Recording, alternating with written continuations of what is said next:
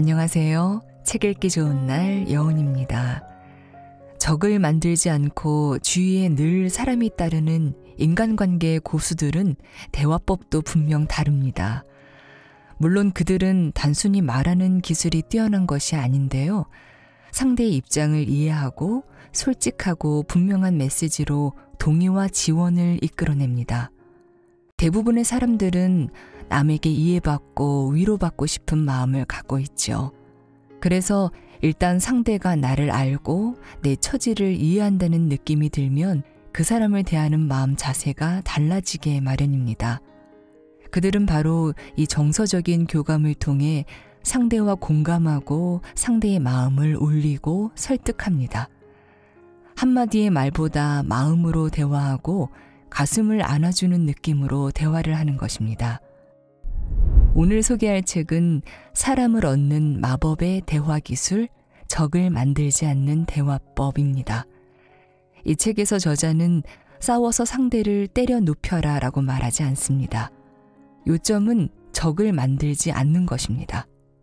상대방의 모욕적인 언사에 여유롭게 대처하면서도 상대의 수를 읽고 대화의 흐름을 내 것으로 만드는 것인데요. 말 그대로 공격하지 않고 우아하게 이기는 기술을 알려줍니다. 일상생활에서 바로 활용할 수 있는 실용적 지혜로 가득한 이 책은 원하는 것을 놓치지 않으면서도 늘 사람이 따르게 하는 마법의 대화 기술로 가득합니다. 자, 그럼 지금부터 잠시 책 속으로 들어가 보겠습니다. 오늘도 책 읽기 좋은 날과 함께 좋은 시간 보내세요.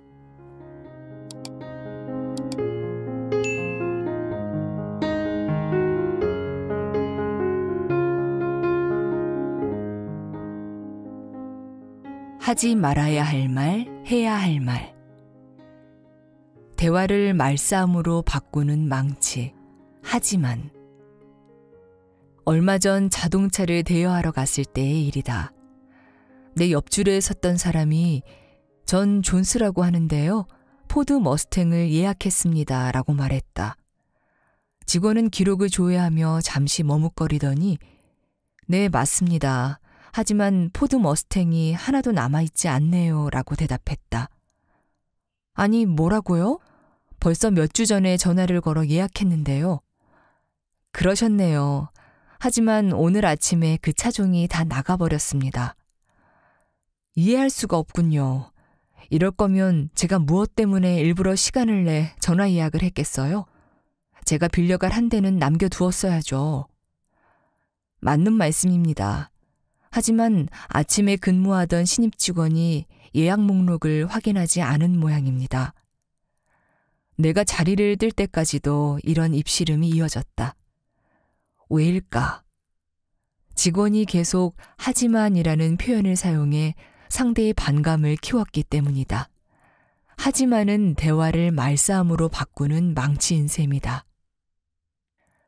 망치를 휘두르며 관계를 만들 수는 없다. 평화롭고 멋진 대화의 비법을 알고 싶은가? 이제부터는 하지만이라는 파괴적인 단어 대신에 그리고라는 건설적인 단어를 사용해보라. 그리고는 앞서 말했던 내용을 반박하지 않고 굳건히 해주는 아름다운 단어이다. 그리하여 대화가 논쟁으로 빠질 걱정 없이 계속 이어지게 한다. 앞서 든 예에서 직원이 네, 맞습니다. 포드 머스탱을 예약하셨네요. 그리고 죄송스럽게도 그 차종이 다 나가버린 상태입니다. 더 고급 차종으로 업그레이드 해드려도 괜찮을까요? 라고 말했다면 어떻게 되었을까? 생각해보면 하지만이라는 단어는 보통 부정적인 소식을 이끌기 마련이다. 문서를 훌륭하게 잘 만들었네. 하지만 혹은 제가 이 일을 처리하는데 15분이면 충분하다고 말한 건 맞습니다. 하지만 같은 경우는 어떠한가? 듣는 사람 입장에서는 10중 8구 반갑지 않은 얘기가 나오는 상황이 아닌가. 대출이 얼마 필요하신지는 잘 알겠습니다. 하지만 이라는 말은 보나마나 대출을 해줄 수 없다는 거절의 뜻을 내포하고 있다. 하지만 앞에 나온 말은 열심히 들을 필요도 없다. 하지만 다음에 나오는 말이 핵심이기 때문이다. 물론 난 고함 지르고 있네. 그건 내가 기분 나쁘기 때문이야. 위 인용문은 물론 난 고함 지르고 있네. 하지만 그건 당신이 날 기분 나쁘게 만들었기 때문이야 라고 고치는 편이 더 정확하다. 이렇게 하지만이라는 단어는 상대가 말한 내용을 전혀 중요하지 않은 것으로 혹은 비난하는 것으로 만들어버린다. 좋은 지적입니다. 하지만이라고 했다면 실은 당신은 잘못 생각하고 있어요 라는 뜻이다. 당연히 하지만이라는 말을 들은 사람은 저항감을 느끼게 된다. 한 영어 선생님은 하지만에 대해 새로 깨달은 것이 있다면서 다음과 같은 편지를 보내왔다. 저는 20여 년 동안 교직에 종사했습니다. 그리고 늘 하지만이라는 단어가 문장이나 구절을 잇는 접속어라고만 여겼죠. 하지만 워크숍을 통해 하지만이 문장을 연결하기는커녕 부딪히게 만든다는 것을 알게 되었습니다. 다시 말해 문장들이 조화를 이루지 못하고 갈등을 일으키는 상태가 되게 하는 것이죠. 이는 하지만이 앞서 말한 것과 나중에 말한 것을 동등한 위치로 두지 않기 때문입니다. 학생들과 하지만이라는 단어를 사용해 여러 가지 연습을 해보았는데 결과는 늘 똑같았습니다. 나쁜 소식을 전달하는 것이죠. 이 차를 사용하고 싶은 마음을 알겠어. 하지만 나도 널 팀에 넣어주고 싶어. 하지만 나도 약속해주고 싶어. 하지만 저와 학생들은 대화할 때 하지만을 쓰지 않기로 약속했습니다. 교사회의에서 그 이야기를 했더니 동료들도 정말 필요한 변화라며 동감하더군요. 언어를 가르치는 교사의 역할은 발음 교정이나 철자, 문법을 학습시키는 데 그치지 않습니다. 건설적으로 의사소통하기 위한 단어 선택 방법 또한 가르쳐야 한다고 생각합니다. 대화를 논쟁으로 빠지지 않게 하는 그리고 최고의 지적 능력은 반대되는 두 가지 생각을 동시에 할 수 있는지의 여부로 판단된다. 스콧 피츠제럴드. 피츠제럴드의 이 말을 좀 바꿔보면 최고의 인간관계는 반대 의견을 가진 두 사람이 적이 되지 않고 어울릴 수 있는지의 여부로 판단할 수 있지 않을까? 이는 그리고라는 단어를 사용함으로써 가능해진다. 앞서도 지적했지만 하지만이라는 단어를 사용하기 시작하면 즉각 내 생각이 네 생각보다 옳아, 넌 틀렸어 라는 마음이 전달된다. 텅우 워크숍에서는 이따금 두 사람씩 짝을 이뤄 한쪽은 독신을 옹호하고 다른 한쪽은 결혼 생활을 예찬하는 연습을 하곤 한다. 목표는 상대가 생각을 바꾸도록 설득해내는 것이다. 이때 자주 이루어지는 대화는 다음과 같다. 어떻게 늘 같은 사람과 함께할 수가 있어요? 너무 지루해요. 독신일 때는 원하는 사람과 원하는 때, 원하는 곳에 얼마든지 갈 자유가 있죠. 그래요. 하지만 그런 자유는 곧 실증나는 법이에요. 밤늦게 집에 돌아오지 않을 때 걱정해주는 누군가가 있다는 게 얼마나 좋은데요. 하지만 결혼은 구속이에요. 주택담보대출이며 각종 청구서며 집안 살림이며 일이 끝이 없죠. 그렇기는 해요. 하지만 흥청망청 파티가 밤마다 이어지는 독신 생활도 그저 빛 좋은 개살구일 뿐이에요. 이런 식으로 5분가량 시간이 흐르면 나는 대화를 중단시키고 느낌을 말해보라고 한다. 그러면 다만 역할 연습을 했을 뿐인데도 상대에 대해 화가 치민다는 대답이 나오곤 한다. 하지만이라는 단어를 얼마나 자주 사용했는지 물어보면 말한 사람 스스로도 놀랄 만큼 거의 매번 그 단어가 등장했다는 사실을 알게 된다. 미처 의식도 못하는 사이에 일단 상대의 주장을 거부하고 자기 의견만 내세웠던 것이다. 하지만은 이렇게 진전 없는 말싸움만 이어지게 한다. 어느 쪽도 진정으로 상대방의 말에 귀를 기울이지 않는 것이다. 잠시 후 나는 하지만을 그리고로 바꿔 넣으며 다시 대화를 계속하도록 한다. 그러면 저절로 대화가 공손해지고 부드러워진다. 맞아요. 순간적인 충동에 따라 행동하는 건 늘 좋다고 할 수 없지요. 그리고 세상에서 나를 최고라 생각해주는 아이를 가진다는 것도 멋지네요. 좀 더 안정적으로 살고 싶다는 마음을 이해해요. 그래서 구속 없이 자유로운 삶을 좋아하지 않는 것이군요. 참가자들은 대화가 얼마나 달라지는지 느끼고는 깜짝 놀라곤 한다. 말 한마디로 인해 상대 의견에 오류를 찾으려는 태도에서 벗어나 상대의 의견을 존중하고 인정하기 시작하는 것이다. 그리고라는 말은 긍정적, 부정적 소식을 모두 이끌 수 있다. 문서를 훌륭하게 잘 만들었네. 그리고 여기 이런 질문을 하나 더 넣어주면 어떨까? 혹은 이 일을 처리하는데 15분이면 충분하다고 제가 말했던 건 맞습니다. 그리고 시간을 초과하게 되어 죄송합니다. 저희 컴퓨터가 곧 정상화될 테니 저도 대출을 해드릴 수 있으면 좋겠습니다. 여기에 더해 세금 납부 관련 서류를 주실 수 있을까요?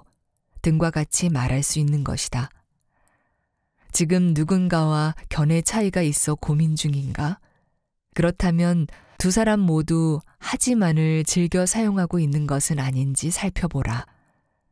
하지만은 갈등을 깊게 하고 그리고는 갈등을 예방한다. 하지만은 적대감을 낳고 그리고는 공감을 낳는다.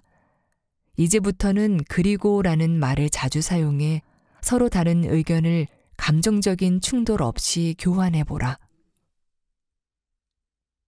사람을 얻는 대화법. 사람들은 당신의 귀를 원한다. 당신의 말을 정말 잘 들어주는 누군가가 주변에 있는가? 말을 잘 들어주는 그 사람의 특징은 무엇인가? 그가 상대의 말에 온통 주의를 기울이고 있다는 것을 어떻게 느끼는가? 그 사람에 대한 당신의 느낌은 어떤가? 아는 사람이 100명이라면 당신의 말을 정말 잘 들어주는 누군가는 한두 명에 불과할 것이다. 그런데 완전히 상대에게 주의를 집중해 주는 것이 그로 하여금 자기 존재의 중요성을 깨닫게 하는 최고의 방법이라는 사실을 아는가? 주의 집중은 지금 이 순간 당신은 세상에서 제일 중요해라고 말해주는 것이나 다름없다. 하지만 대부분의 사람들은 너무 바빠서인지 완전한 주의 집중을 하지 못한다. 그렇게 남의 말을 제대로 듣지 않은 탓에 오해, 실수, 갈등, 상처, 불화 등이 빈번하게 일어나곤 한다. 분노의 대부분은 주의를 기울여 달라는 울부짖음이다. 이제 남들의 말을 정말 잘 듣기 위한 몇 가지 방법을 이야기해 볼 것이다. 이 방법을 잘 활용한다면 논쟁을 사전에 예방할 수 있다. 사람들은 당신의 귀를 원하기 때문이다. 이미 화가 많이 난 사람이라고 해도 이 방법을 통해 달랠 수 있다. 어떻게 그런 일이 가능하냐고? 사람들은 본래 관심을 끌기 위해 까다롭게 군다. 자신의 간절한 메시지가 제대로 전달되지 않았다고 느끼는 사람은 더더욱 강한 행동을 보이게 된다. 이를테면 고함을 지를 수도 욕설을 퍼부을 수도 있는 것이다. 화난 사람에게 귀를 기울여라. 그러면 그는 저절로 목소리를 낮추고 이성적으로 굴 것이다. 주의를 집중시키기 위해 연기할 필요가 없기 때문이다. 아이작 뉴턴도 내가 무엇인가 가치 있는 발견을 했다면 그것은 다른 무엇보다도 주의를 집중한 덕분이다라며 주의 집중의 중요성을 강조한 바 있다. 주의 집중을 통해 우리는 상대의 공격성에 가려진 진짜 이유를 발견할 수 있다. 제대로 이유를 찾았다면 해결하는 것도 금방이다. 잘 듣는 능력을 개발하라. 그러면 거의 모든 인간관계가 개선된다. 더 좋은 상사, 더 좋은 부모, 더 좋은 배우자 및 친구가 되는 것이다. 당신은 당신의 말을 정말로 잘 들어주는 사람에 대해 어떻게 생각하는가? 그가 내 곁에 존재한다는 것에 깊이 감사하지 않는가? 이제 당신도 다른 사람들에게 그런 존재가 되어보는 것이다. 미국인들의 대화란 먼저 숨을 들이쉬는 사람이 듣는 쪽이 되어버리는 치열한 경쟁이다. 네이선 밀러. 네이선 밀러가 말한 대로 사람들은 대부분 들으려 하지 않고 그저 자기가 말할 기회만 노린다. 무엇인가 말하고 싶어 안달이 난 상황에서 남들의 말을 들어주며 기다리기란 사실 쉽지 않다. 가끔은 못 견디게 초조해지기도 한다. 항공기 조종사였던 내 남편은 이런 상황을 통신마비라고 부른다. 조종사가 무선 통신을 하면서 동시에 메시지를 주고받기란 불가능하다. 말하고 난 다음에는 들어야만 한다. 무선 통신 상황을 우리의 일상적인 대화에 응용하면 어떨까? listen, 듣다라는 단어는 silent, 침묵하다와 같은 철자로 이루어져 있다.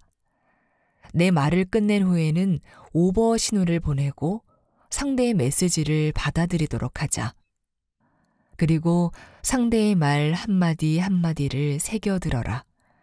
상대가 말을 끝냈다고 신호를 보내면 그 다음에 당신의 이야기를 하는 것이다. 무례한 사람은 어디에나 있다. 충격받기보다 즐기는 법을 터득하려면 한참 나이를 먹어야 한다. 펄벅. 펄벅의 말에 전적으로 동의한다. 하지만 우리는 나이 먹은 후가 아니라 바로 지금 당장 듣게 되는 무례한 말에 대해서도 충격받기보다 즐기는 법을 익힐 필요가 있다. 세상에 무례한 사람들은 늘 있기 마련이다. 그들의 말에 돋친 가시를 피하려면 정신의 피부를 두껍고 단단하게 만들 필요가 있다. 그동안 살이 많이 쪘다는 말을 들을 때 어떻게 해야 하나요? 상대가 절 보며 몇 킬로그램을 더 껴입었구나 하고 빈정거릴 때면 정말 슬퍼요. 라고 하던 어느 여성의 목소리는 정말이지 애처로웠다. 상대의 말에 맞는 부분이 있다면 억지로라도 미소를 지으며 그 말이 맞아요 라고 답한 뒤 화제를 돌려버릴 수 있다. 그래요. 전 다이어트에 문제가 있어요. 라든지 전 뚱뚱한 게 아니라 수평지향적으로 타고났을 뿐이에요. 라는 식으로 약간의 자기 비하를 덧붙일 수도 있다. 상대가 정말로 무례하다면 우리 모두 그렇지 않은가요? 라는 공격적 질문도 해봄직하다. 핵심은 상대의 말에 말려들어가 두 번째, 세 번째 발언이 이어지게 하지 않는 데 있다. 잠시 입을 다물었다가 화제를 다른 곳으로 돌려 새로운 대화를 시작하는 것도 방법이다. 미국 국세청 직원들을 상대로 한 워크숍에서는 어느 직원이 내게 유머의 유용성을 절실히 깨달았다고 이야기한 적이 있다. 우리를 만나러 오는 사람들은 거의 다 적대적이에요. 우리를 적으로 보는 거죠. 그런 태도에 발끈하는 대신 우리는 국세청을 놀림거리로 삼은 시사 만화를 곳곳에 게시판에 잔뜩 붙여두었죠. 세무공무원이 납세자를 상대로 이걸 당신 돈이라고 생각하지 않는 게 비결입니다 라고 말하는 만화도 있었어요. 그런 만화를 본 사람들은 우리 역시 자기들과 같은 인간일 뿐이라는 걸 알았는지 태도가 훨씬 누그러졌답니다. 웃음의 힘을 배우기에 너무 늦었거나 너무 빠른 나이는 없다. 우리 가족의 성이 혼인 탓에 두 아들은 학교에서 끊임없이 놀림을 받았다.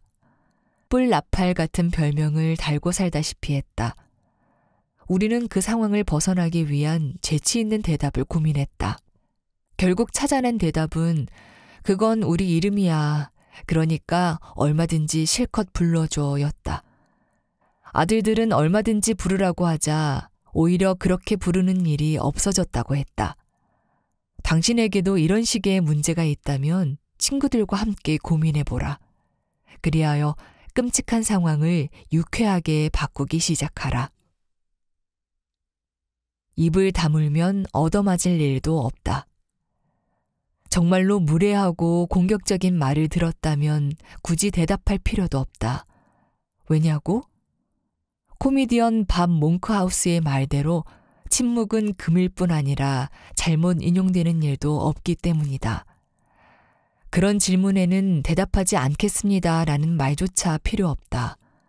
애초부터 미끼를 물지 않아야 끌려다닐 일도 없는 것이다. 대신 화제의 방향을 돌리도록 하라. 텔레비전 심야 토크쇼에 출연했던 어느 여배우는 이 방법을 멋지게 써먹은 적이 있다. 진행자가 영화 출연 경력을 소개하면서 모든 영화에서 섹시함을 강조하는 역할을 맡으셨군요 라고 말한 것이다. 전국 시청자들의 이목이 집중된 15분을 고작 자신에 대한 부정적인 고정관념을 굳히는 데 사용하고 싶지 않았던 그 여배우는 진행자와 언쟁을 벌이지 않았다. 대신 밝은 목소리로 영화 이야기가 나와서 말인데 새 영화의 장면을 좀 보여드리고 싶군요 라고 응수했다. 진행자와 정면 대결을 피하면서 좀 더 건설적인 방향으로 적절하게 화제를 전환한 것이다. 유머가 우리를 구원한다. 포춘지가 선정한 유수의 기업들을 돌며 유머의 중요성을 전파하는 짐 펠리는 유명한 강연자이다. 내 친구이기도 한 그는 웃으면 통한다라는 소식지도 발행하여 꽤 많은 고정팬을 거느리고 있다. 그가 그 소식지에서 들려준 어느 유머러스한 비행기 승무원 이야기를 들어보자. 어느 날 장거리 비행기를 탄 짐 펠리는 전형적으로 까다로운 승객 옆에 앉게 되었다고 한다. 그 승객은 끊임없이 불평을 해댔다. 기내 반입용 가방이 짐칸에 들어가지 않는다고 투덜거리고 가운데 줄에 가운데 좌석을 배정받았다고 신경질을 내고 식사를 나눠주는데 2시간이나 걸린다고 인상을 찌푸리는 시기였다. 그런데 그렇게 오래 기다려서 받은 점심 식사가 달랑 샌드위치 하나였다. 그 승객은 한 입 베어 물자마자 접시 위에 뱉어내고 승무원 호출 버튼을 눌렀다. 승무원이 달려와 무슨 일이냐고 공손하게 물었다. 그 승객은 샌드위치를 흔들어대며 이 샌드위치는 엉망이야 라고 고함쳤다. 승무원은 승객과 샌드위치를 번갈아 바라보더니 샌드위치에 대고 손가락질을 하며 소리를 질렀다. 이 나쁜 샌드위치 같으니라고. 순간 까다로운 승객은 당황한 빛이 역력했다. 옆에 있던 짐 펠리는 참다 못해 결국 웃음을 터뜨리고 말았다. 잠시 후 그 승객도 따라 웃기 시작했고 그 다음부터는 훨씬 고분고분해졌다. 짐 펠리는 나중에 그 승무원을 찾아가 이야기를 나누어 보았다고 한다. 그건 고전적인 방법이랍니다. 그렇게 생각하지 않으셨어요? 전 25년째 승무원으로 일하고 있지요. 까다로운 사람들을 다루는 법을 터득해야 한다는 생각을 일찌감치 해야 했어요. 비행기에는 늘 최소한 한 명씩 그런 승객이 탑승하니까요. 제대로 상대해주지 않으면 결국 다른 모든 승무원과 승객을 기분 나쁘게 만들거든요. 전 다른 승무원들에게도 곤란한 상황에 대한 대처 방법을 물어보았죠. 예를 들면 승객들의 연결 항공편 탑승 시간이 촉박한데 비행기 터미널 진입이 늦어지는 상황이라든지 기계 결함 때문에 이륙을 포기하는 상황 같은 것이죠. 그리고 어떤 일이 닥치든 승객들에게 유쾌하게 응답할 수 있는 자료를 수집했습니다. 이와 함께 어떤 상황에서든 유머 감각을 잃지 않겠다고 스스로 결심했어요. 아무리 기분 나쁜 승객이라 해도 제 비행을 망쳐버리지 못하게 하는 거죠. 그 결심이 얼마나 고마운 것이었는지 모릅니다. 마크 트웨이는 유머는 가장 위대한 구원이다. 유머가 터지는 순간 짜증과 분노는 사라지고 다시금 유쾌한 기분이 찾아온다라고 했다. 어떤 일이 닥치든 유머 감각을 잃지 않겠다고 당신도 결심할 수 있는가? 그렇게 결심한다면 머지않아 험악한 욕설을 내뱉는 대신 낄낄거리고 웃고 있는 자신을 발견하게 될 것이다. 삶을 슬퍼하기보다는 웃어버리는 편이 인간에게 더 어울린다. 세네카. 전국적인 규모의 강연자 대회가 끝나고 호텔 체크아웃을 하려고 기다리면서 나는 우연히 전 상원의원 밥 머피 옆에 서게 되었다. 그는 내가 아는 사람 중에 가장 재미있는 사람이다. 때마침 젊은 직원이 짐가방 운반용 수레에 커다란 나무 화분을 싣고 지나가자 그는 걔가 룸서비스를 주문한 모양이군 이라고 중얼거렸다. 덕분에 나를 포함해 근처에 있던 사람들은 한참을 킬킬거렸다. 잠시 후 나는 어떻게 그런 재미있는 말들을 생각해내느냐고 물었다. 이에 대해 그는 웃는 마음으로 세상을 바라보기만 하면 된답니다 라고 대답했다. 당신도 유머와 친해지는 것은 어떨까? 제대로 주위를 살피기만 한다면 삶은 코미디로 넘쳐난다 라는 배우 멜 브룩스의 말은 100번 옳다. 토크쇼에서 재치 있는 대화가 나온다면 눈여겨보고 기억하라. 코미디 프로그램이나 뉴스 만평을 보고 소리내어 웃었다면 그 내용을 적어두어라. 출처도 잊지 말고 기록하라. 실수를 저질렀다면 이를 과감하게 유머의 소재로 삼아라. 늘 웃을 일을 찾다 보면 스트레스를 받는 상황도 편안한 마음으로 받아들이고 넘겨버릴 수 있다. 그 말이 옳습니다 라는 마법의 표현. 누군가 불만을 터뜨릴 때 당신은 어떻게 하는가? 상대가 원하는 대로 해주지 못하는 이유가 무엇인지 장황하게 설명하는가? 일반적으로 사람들은 바로 이렇게 반응하는 편이다. 그리고 이런 반응은 상대의 불평을 누그러뜨리기보다 오히려 악화시키기 일수다. 왜냐하면 설명은 곧 변명으로 받아들여지기 때문이다. 게다가 설명이 충분치 못하다는 생각에 불만은 한층 커진다. 직장에서 전화벨이 울려 수화기를 들었다고 하자 곧바로 고객의 불평이 쏟아져 나온다. 대체 거긴 사업을 어떻게 하는 거요? 3주 전에 카탈로그를 부탁했는데 아직도 못 받았어요. 왜 이렇게 오래 걸리는 거죠? 이때 고객은 왜 그렇게 시간이 오래 걸리는지 알고 싶어 하는 것이 아니다. 전화기에 대고 직원들 몇 명이 독감으로 결근을 하는 바람에 일이 밀려버렸습니다 라고 대답한다면 고객은 이를 변명으로 받아들일 뿐이다. 그러면서 당신네 사무실 직원들의 건강 이야기를 하자는 게 아니요. 나한테 카탈로그를 보낼 건지 안 보낼 건지 알려달란 말이요 라고 말할 것이다. 지금부터는 누군가의 불평을 듣게 되면 그 말이 사실인지 아닌지 생각해보라. 그리고 어쨌든 사실이라면 그 말이 옳습니다라는 마법의 표현을 동원하라. 화난 사람들은 대개 나름의 논리적인 이유를 갖고 있다. 그럴 때는 뭐가 잘못되었는지 구구절절 확인하기보다 그 말을 인정하고 어떻게 해결해야 할 것인지를 말하는 편이 훨씬 효과적이다. 설명은 입씨름을 연장시키는 반면 동의와 인정은 입씨름을 막아준다. 불평에 대해 설명으로 대응하는 것은 백해 무익하다. 여기서 필요한 것이 3A 방식이다. 최근 우연히 3A 방식의 효과를 목격할 기회가 있었다. 예약을 하고 병원에 갔는데 대기실이 온통 10,000원이었다.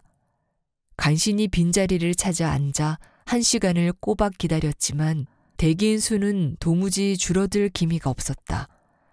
신문이며 잡지를 뒤적이다가 하품을 하며 연신 시계를 쳐다보던 뚱한 표정의 한 남자가 결국 일어나 접수대로 다가갔다. 네, 손님 무슨 일이시죠? 접수 직원이 물었다. 대체 어찌 된 거요? 3시 예약을 했는데 4시가 되도록 아직 의사 얼굴도 못 봤단 말이에요. 진료가 지연되는 이유를 설명하는 대신 접수 직원은 바로 3A 방식을 도입했다. 어그리, 동의하기. 손님 말씀이 옳습니다. 3시 예약이 맞습니다. apologize, 사과하기. 이렇게 오래 기다리게 해 죄송합니다. 수술이 길어지는 바람에 의사 선생님이 외래 진료를 못하고 있습니다. act, 행동하기. 제가 수술실 쪽에 연락해 얼마나 걸릴지 알아보겠습니다.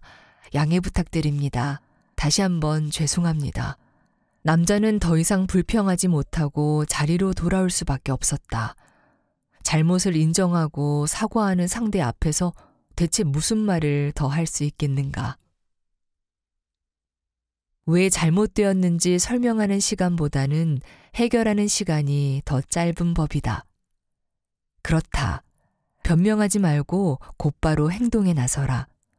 어째서 잘못되었는지 길게 설명하면서 시간을 보내지 말고 그 시간에 일을 바로잡는 것이다. 워크숍에서 내가 이 말을 하자 한 신사가 허탈한 웃음을 지었다. 지난 금요일에 이걸 알았어야 했는데 말입니다. 그날 함께 저녁을 먹기로 하고 아내를 데리러 갔지요. 제 시간에 출발하긴 했지만 길이 꽉 막혀 보통 때보다 시간이 3배나 더 걸렸어요.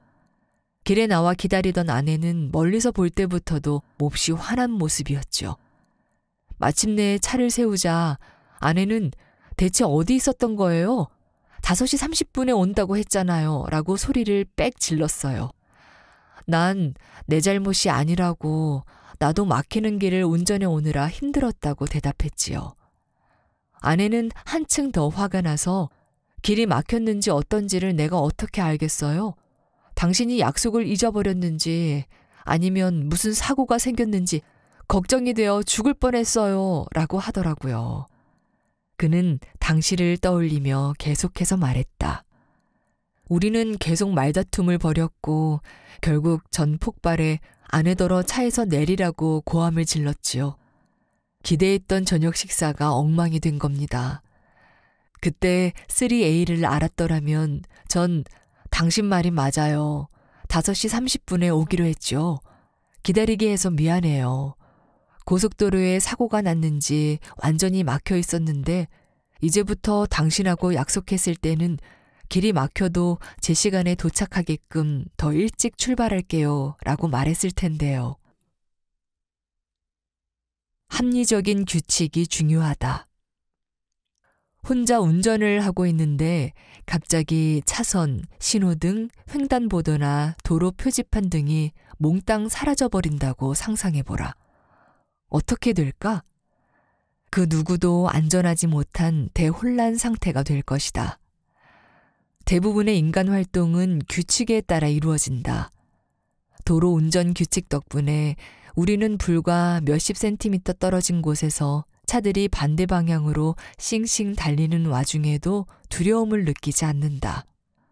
모든 운전자가 규칙을 지키리라 기대하기 때문이다. 스포츠에도 규칙이 있다. 권투 선수가 마구잡이로 상대를 때리는 것처럼 보이는가? 여기에도 뒤통수나 벨트 아래는 때리면 안 되고 종이 울린 후에도 상대를 칠 수 없다는 등의 규칙이 엄격히 지켜지고 있다. 그런데 놀랍게도 대화에는 규칙이 없다. 무엇이 허용되고 무엇이 허용되지 않는지 합의된 틀이 없는 것이다. 그래서 무슨 일이든 일어날 수 있다. 남이 말하는 데 끼어들고 대화를 독점하는가 하면 어떤 개인에 대해 치명적인 공격을 가하기도 한다.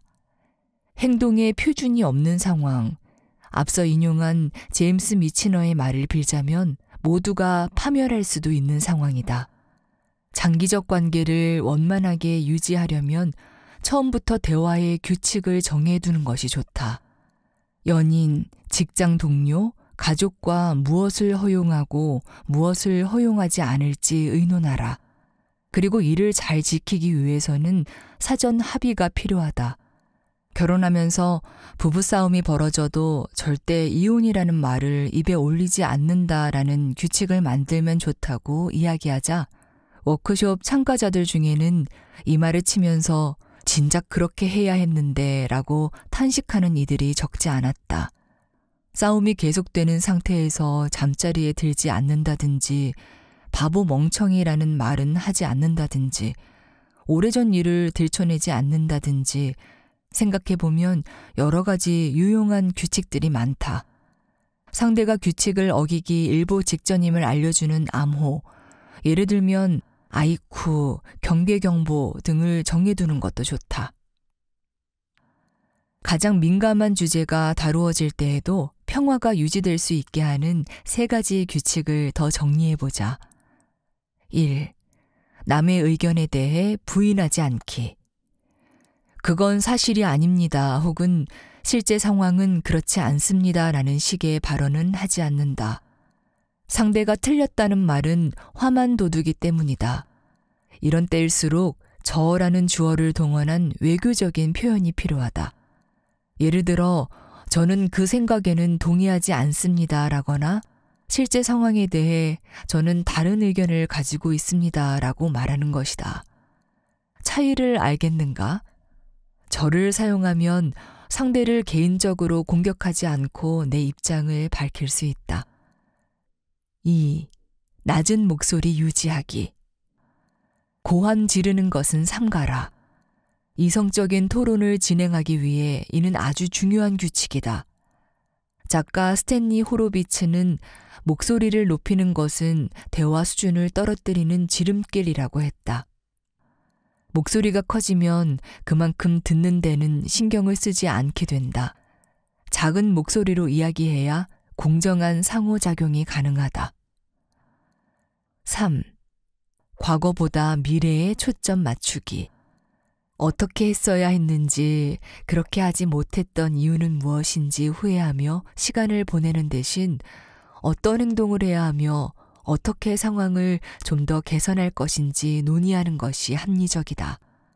모두가 서로에게 예의를 갖출 것으로 확신한다면 규제 따위는 필요 없다. 하지만 안타깝게도 어느 집단에든 한두 명의 막무가내형 인간이 섞여 있기 마련이다.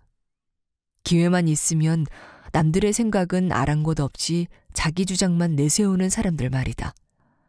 바로 이 때문에 규칙이 필요하다. 여기서 40층짜리 고층 아파트에 사는 내 친구의 경험담을 들어보자. 우리 아파트 입주자 회의는 늘 아수라장이었어. 그래서 많은 입주자들이 아예 참석하지도 않으려고 했지. 작년에는 사회를 보던 입주자 대표가 더 이상 참지 못하고 벌떡 일어나 모두 조용히 하라며 의사봉을 쾅쾅 쳐댔는데 정말 끔찍했어. 네가 보내준 텅우 소식지를 읽고 난 후 곧바로 입주자 대표에게 가서 전문 진행자를 불러오자고 제안했어. 이사진의 회의 결과 그렇게 하기로 결정됐고 얼마 전 진행된 회의는 아주 매끄럽게 흘러갔지. 진행자는 우선 참석해 주어 고맙다는 인사를 하고 회의 안건과 진행 규칙을 정리했어. 그리고 토론이 잘 이어지도록 했지. 그랬더니 불과 2시간 만에 끝이 나더군. 작년에는 5시간이 걸렸는데 말이야. 누군가 돌출 행동을 하면 진행자는 곧 규칙을 상기시켰어. 덕분에 개인에 대한 공격은 곧 사안에 대한 논의로 바뀌었지. 당신이 옳다는 마음을 넘어서라. 당신의 마음 한구석에 언젠가는 안 갚음하겠다는 다짐이 여전히 살아있는가? 자, 그 기회를 빼앗긴다면 어떻게 하겠는가? 당신이나 상대에게 무슨 일이 일어나 되갚아주지 못하게 된다면? 작가 세뮤얼 버틀러는 우정도 잘 수선해야 한다고 조언한다. 수선이 필요한 관계가 있다면 지금 당장 수선에 나서도록 하라. 먼 미래의 기회를 기다리다가는 영영 손을 쓰지 못할 수도 있다. 헨리 데이비드 소로가 마지막으로 남긴 말은 후회 없이 세상을 떠나노라 였다. 당신도 이렇게 말할 수 있는가? 오해 때문에 서로 냉담하는 사이가 되었다면 먼저 당신이 옳다는 마음을 넘어서라. 과거는 과거로 흘러가게끔 하라. 문제가 있다면 그건 당신의 문제이다. 누군가 무엇인가 조치해야 한다고 생각한다면 당신이 그 누군가임을 기억하라. 하지만 상대가 먼저 시작했잖아 라고 생각하는가? 그렇다면 체면이 중요한지 우정이 중요한지 진지하게 자문해보라. 마틴 루터킹 2세는 눈에는 눈이라는 규율은 모두를 장님으로 만든다라고 지적하기도 했다. 이제 자존심은 삼켜버리고 올리브 가지를 내미는 사람이 되어보는 것은 어떤가? 사람을 곤란에 빠뜨리는 것이 분노라면 그 곤란에서 빠져나오지 못하게 하는 것은 자존심이다. 안네 프랑크는 인간 성격의 최종적인 모습은 그 자신의 손에 달려있다고 썼다. 당신의 모습을 앙심으로 가득 찬 것이기보다 영적인 것으로 만들어보자. 당신이 상대에게 먼저 무슨 일이 왜 일어났는지 시시콜콜 따지지 말자. 난 그저 다시 네 친구, 형제, 자매 또는 연인이 되고 싶을 뿐이야. 우리 새롭게 시작할 수 있겠지? 라고 말해보라. 친척이나 친구와 최근 말다툼한 일이 있는가? 너무 바빠 가족과 함께 외식하기로 한 약속을 지키지 못했는가? 그렇다면 더 이상 지체하지 말고 행동하라. 우리 아버지는 내가 이 책을 쓰는 동안 돌아가셨다. 돌아가시기 몇 주 전 우리 가족은 캘리포니아에서 모였다. 몇 년 만에 처음으로 아버지의 자식과 손자들이 빠짐없이 모여 성탄절을 보낸 것이다. 아버지는 어린 손자와 손녀들에게 둘러싸여 행복한 얼굴로 선물을 나누어 주셨다. 제일 큰 선물은 함께 보낸 그 며칠의 멋진 시간이었다. 우리는 카누를 타고 승마와 산책을 즐기기도 했다. 하와이의 집으로 돌아와 나는 아버지에게 정말 멋진 성탄 휴가였다는 엽서를 보내야겠다고 생각했다. 아버지가 준비한 모든 것이 얼마나 고맙고 즐거웠는지 알려드리고 싶었다. 하지만 다른 일을 먼저 처리하느라 결국 엽서를 보내지 못하던 차에 아버지가 돌아가셨다는 전화를 받았다. 아버지를 생각하며 나는 혼자 바닷가를 걸었다. 아버지와 함께한 어린 시절, 그리고 그 이후를 순서대로 떠올렸다. 그리고 마음속으로 감사 엽서를 보냈다. 당신 인생에서 감사의 인사를 전해야 하는 상대는 누구인가? 수선해야 하는 관계는 무엇인가? 평화는 풀뿌리 수준에서 시작될 수밖에 없다. 그 출발점은 당신이다 라고 한 의사겸 작가 스코펙의 말을 기억하길 바란다. 꾸물거리지 말라. 5분의 시간을 내어 전화기를 들고 통화하라. 아니면 자리에 앉아 그간 미뤄두었던 감사 편지를 써라. 그 행동을 후회할 일은 없을 것이다. 행동하지 않는다면 후회하겠지만 말이다.